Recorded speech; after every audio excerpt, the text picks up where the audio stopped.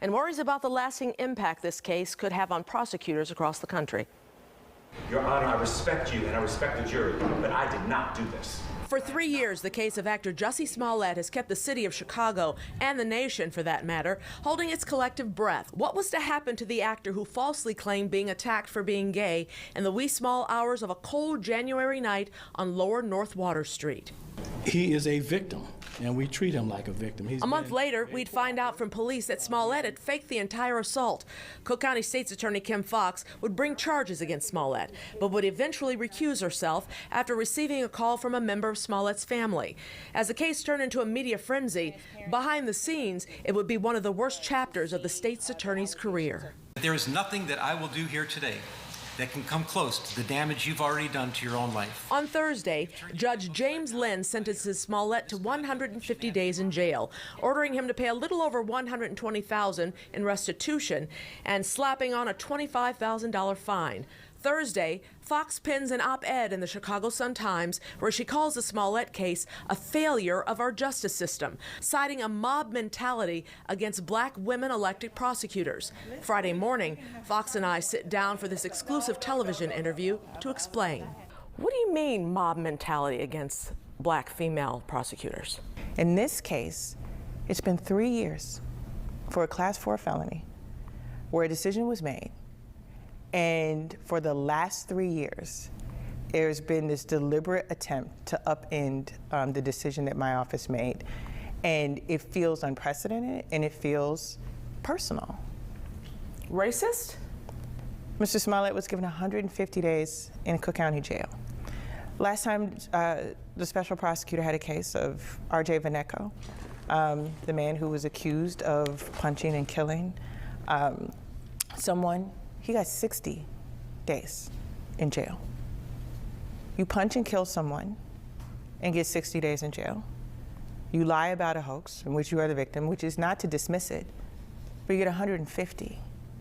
And so what I would say is that Cook County's criminal justice system has had racial disparities throughout, and this is a clear example of what that racial disparity looks like.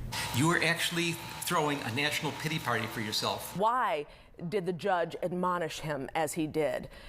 I have not seen, in my tenure as state's attorney, helicopters flying overhead, the scrum of cameras, whether it was on the first bond hearing date or yesterday. Well, you had Rkelly. You had similar. Rkelly had an arrest warrant out for him, and the spectacle around that.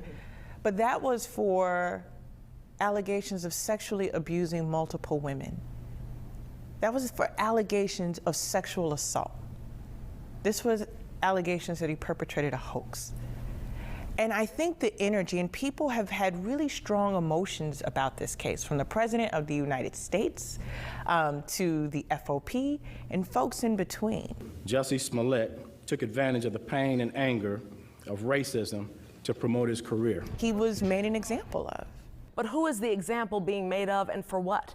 I think part of it, the example is being made for prosecutors who decide not to do what's traditionally done.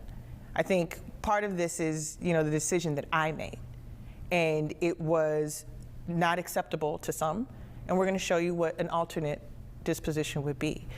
Is sending you to prison or sending you to jail for 150 days, is that what accountability looks like when we don't do that on other Class 4 felonies? We don't.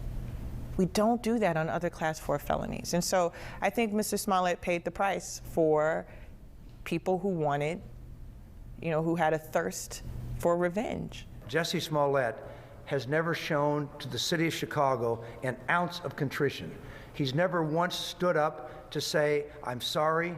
He's never once stood up to accept responsibility for his criminal conduct. He has simply denied it, denied it, and denied it. In August of 2019, a judge appoints former U.S. Attorney Dan Webb to investigate why Foxx's office eventually drops charges against Smollett. Smollett was allowed to go free and basically give the finger to the city of Chicago. Judge Tooman decided that handling of that case was so inappropriate that a special prosecutor needed to be appointed. So I followed the directions of Judge Tooman and not the directions of Kim Foxx. That special prosecutor's charge was to determine whether or not I had improper contact with Mr. Smollett's family and whether or not I had a role in the outcome of the case. In a TV interview, Webb explains why he took on the case for the Chicago Police Department and the city. The prosecutors who handled this case, Joe Magatz and Risa Lanier, both of them have handled police officers who were murdered in the line of duty. And I want to lift that up. They knew how to handle a class 4. And so I'll take the shots. I'm the elected official. I'll take it. What I won't allow is for the denigration of the men and women who do this work.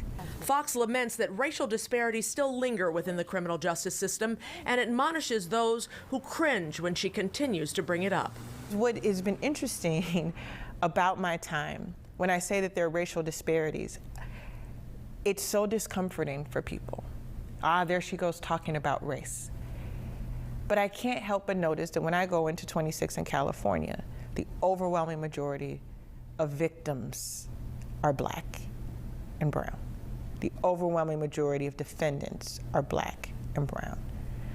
And there's something that tells me, because I know Black and brown people aren't inherently more dangerous than anybody else.